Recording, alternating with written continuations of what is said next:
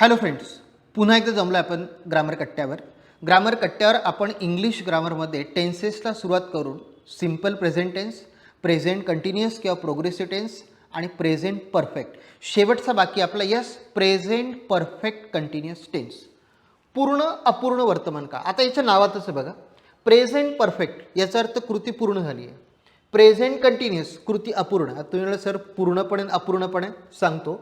Present perfect continuous कृतीचा काही भाग परफेक्ट म्हणजे पूर्ण झालेला असून कृती अजूनही कंटिन्युअस याचा अर्थ सुरू आहे. कृतीचा काही भाग पूर्ण झालेला असून कृती अजूनही सुरू आहे अशा ॲक्शन्स एक्सप्रेस करताना आपण प्रेझेंट परफेक्ट कंटिन्युअस टेन्स वापरतो. आधी याचा आपण स्ट्रक्चर बघू, मग उपयोग सांगताना मी तुम्हाला अजून व्यवस्थित एक्सप्लेन करतो. सब्जेक्टने सुरुवात करणार आपण. सब्जेक्ट नंतर सब्जेक्टनुसार हॅव बीन किंवा हॅज बीन काय वापरणार आपण, हॅव बीन किंवा हॅज बीन. रूल पुन्हा तोच.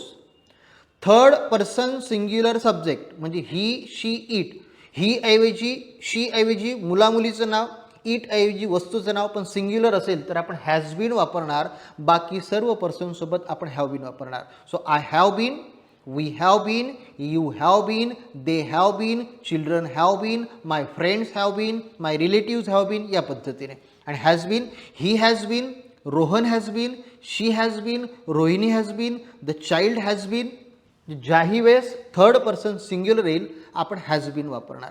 आणि आता इथेच सांगतो हा प्रेझेंट परफेक्ट आहे म्हणून हॅव हॅज आणि बीन आलं. हा कंटिन्युअस पण आहे, मग वर्बला आयएनजी पण घेऊया. म्हणजे हा प्रेझेंट परफेक्ट असल्या कारणाने हॅव हॅज बीन आणि कंटिन्युअस असल्या कारणाने वर्ब आयएनजी या दोघांचं कॉम्बिनेशन. मग तुम्ही ऑब्जेक्ट ऑदर एलिमेंट्स काही ॲड करा. अर्थ काय याचा, करत आलेलो आहे, करत आलेली आहे, करत आलेले आहेत. आता मराठीत बोलताना तर आपण असं बोलत नाही करत आलेलो आहोत. सांगतो तुम्हाला हा टेन्स केव्हा वापरायचा, जेव्हा याचा यूज आपण बघणार नक्कीच मी एक्सप्लेन करतो. वाक्य बघूया मग तुमच्या लक्षात येईल. हा तुम्ही जर नॉट ॲड करायचं असेल तर have not been, has not been. म्हणजे हॅव बीन आणि हॅज बीनच्या मध्ये नॉट ॲड करावं लागेल. Have not been, has not been. राहील लक्षात. चल उदाहरण बघूया मग लक्षात येईल. I have been teaching English, I have been teaching English. We have been waiting here, we नंतर हॅव आला, हॅव बीन वेटिंग क्रियापदाला ING. You have not been learning आला का निगेटिव्ह, हॅव नंतर नॉट टाकला. You have not been learning English. She has been doing a project, she has been doing a project. आणि negative असेल तर has not येईल. Nilesh has not been playing cricket, Nilesh has not been playing cricket. म्हणजे have has not असेल not, been आणि verb ING compulsory.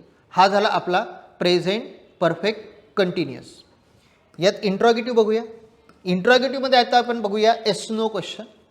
सब्जेक्टनुसार सब्जेक्टच्या अगोदर फक्त हॅव किंवा has, have been has been सब्जेक्टच्या अगोदर जाणार नाही. गंमतच ती सब्जेक्टच्या अगोदर हॅव हॅज आणि सब्जेक्ट नंतर बीन आणि वर्ब आयएनजी. सब्जेक्टच्या अगोदर आपण काय टाकला, हॅव किंवा हॅज, आणि मग सब्जेक्ट नंतर आपल्याला टाकायचं बीन आणि verb ING. Direct have has बीनला सब्जेक्टच्या पुढे लिहू शकत नाहीत. Clear. Object other elements question mark as it is. Example बघा. Have you been waiting for me आला, यू मुळे आपण हॅव घेतला. Have you been waiting for me. Has she been learning French, has she been learning French. Have they been staying in hotel, have they been staying in hotel. Has Amol been working in a bank, has Amol been working in a bank. Double H type question. Interrogative मधला दुसरा घेतो आपण double H type. काय करतो आपण double H type, yes yes no क्वेश्चनचा pattern आपल्याला माहिती आहे. सब्जेक्टच्या अगोदर हॅव किंवा हॅज, सब्जेक्ट नंतर been, verb plus ING, object question mark. Yes no क्वेश्चनच्या पूर्वी डबल एच वर्ड ॲड केला की तयार होतो आपला डबल एच क्वेश्चन. बरोबर. एक्झाम्पल बघा. What have you been doing there, what have you been doing there म्हणजे तू तिथे काय करत आलेला होता. Where has your friend been staying, म्हणजे तुझा मित्र कुठे राहत आलेला होता. Why has he been washing a car for so long, म्हणजे तू इतक्या वेळपर्यंत कार का धुत होता. हू, आता हू नंतर डायरेक्ट हॅज बीन येईल कारण की तो थर्ड पर्सन सिंग्युलर आहे. Who has been studying in the library. Who has been studying in the library. मग आता तू येईल सर मराठीत जर आपण याला करत आलेलो होतो, करत आलेलो आहे, करत आलेले आहेत, करत आलेली आहे असं जर आपण वापरतो, मराठीत तर आपण असं बोलत नाही. मग फरक काय, ॲक्च्युली करत आहे आणि करत आलेला यात फरक असा आहे, करत आहे म्हणजे ही फक्त सध्याची कृती आहे आणि दीर्घकाळापासून जर तुम्ही करत असाल तर मात्र आपण हा टेन्स वापरतो. तरीसुद्धा आपण प्रेझेंट कंटिन्युअस आणि प्रेझेंट परफेक्ट कंटिन्युअस याचं कन्फ्युजनच असेल तर सेपरेट व्हिडिओ त्यावर मी बनवणार आहे. आधी याचे दोनच उपयोग आहेत ते आपण समजून घेऊया. भूतकाळात सुरू झालेली कृती वर्तमान काळापर्यंत सुरू आहे. कृती कधी सुरू झाली, भूतकाळात. याचा अर्थ बोलण्याच्या वेळेपर्यंत कृतीचा काही भाग पूर्ण झालेला असून कृती अजूनही सुरू आहे. बोलण्याच्या वेळेपर्यंत कृती पूर्ण झालेली आहे म्हणजे परफेक्ट, कृती अजूनही सुरू आहे म्हणजे कंटिन्युअस. टाइम लाईनवर आपण एक्सप्लेन करूया. प्रेझेंट, पास्ट,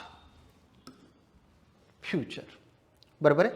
आता याचा अर्थ भूतकाळात सुरू झाली. आता भूतकाळात ही कुठेतरी सुरू झाली असेल या टाइम लाईनवर. आता हा झाला तुमचा स्टार्टिंग पॉईंट आणि स्टार्टिंग पॉईंट दाखवायला आपण काय वापरतो, सीन्स वापरतो. स्टार्टिंग पॉईंटला आपण काय वापरतो, सीन्स वापरतो. आणि इथे प्रेझेंटपर्यंत ते सुरू आहे. मग हा एवढा जो कालावधी आहे याला म्हणतात ड्युरेशन, आणि ड्युरेशनला आपण वापरतो फॉर. म्हणजे लक्षात ठेवा, स्टार्टिंग पॉईंट दिलेला असेल तर सीन्स वापरा आणि ड्युरेशन दिलेलं असेल तर फॉर वापरा. वाक्य बघा, समजा I have been teaching English, starting point 2001 म्हणजे सीन्स येणार, बरोबर. I have been teaching English since 2001. दुसरं वाक्य घेऊया, they have been living in Pune 5 years हा ड्युरेशन दिला म्हणून आपण काय वापरला, फॉर. म्हणजे स्टार्टिंग पॉईंट दिला तर सिन्स आणि ड्युरेशन दिला तर फॉर.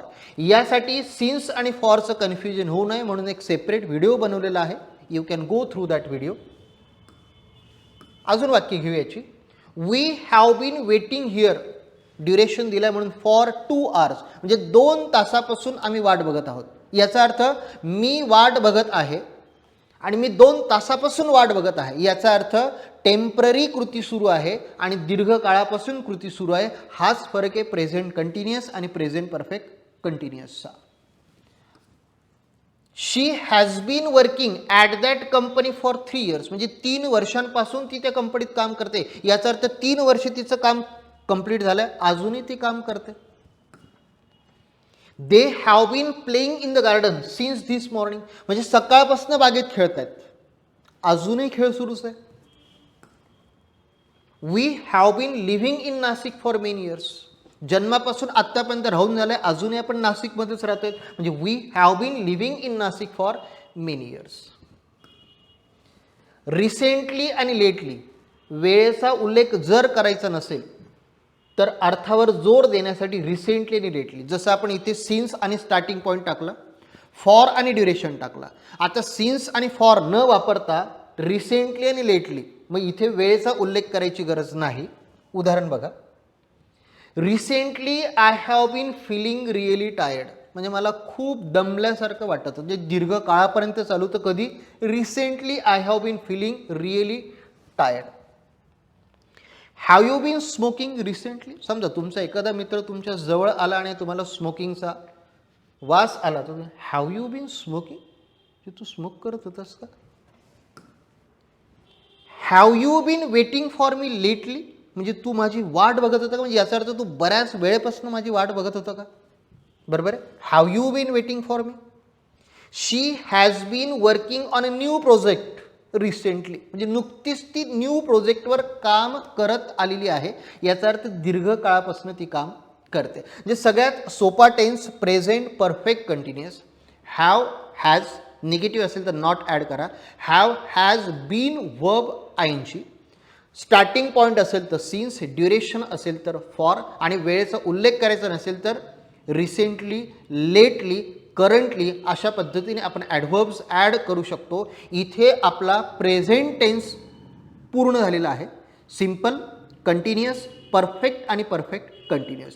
ज्या टेन्सेसमध्ये कन्फ्युजन होतं या टेन्सेससाठी वेगळे व्हिडिओज बनवलेत, जसे की सिम्पल प्रेझेंट आणि प्रेझेंट कंटिन्युअस. आता आपण पुढचा टाकणार प्रेझेंट कंटिन्युअस आणि प्रेझेंट परफेक्ट कंटिन्युअस. म्हणजे यानंतर टेन्समध्ये कन्फ्युजन होणार नाही, बोलताना आणि लिहिताना चुका होणार नाही. चॅनल सबस्क्राईब केलं नसेल तर प्लीज चॅनल सबस्क्राईब करा, लाईक करा, मित्रांसोबत शेअर करा. पुन्हा भेटूया पुढच्या व्हिडिओमध्ये. तोपर्यंत bye bye, take care, thank you.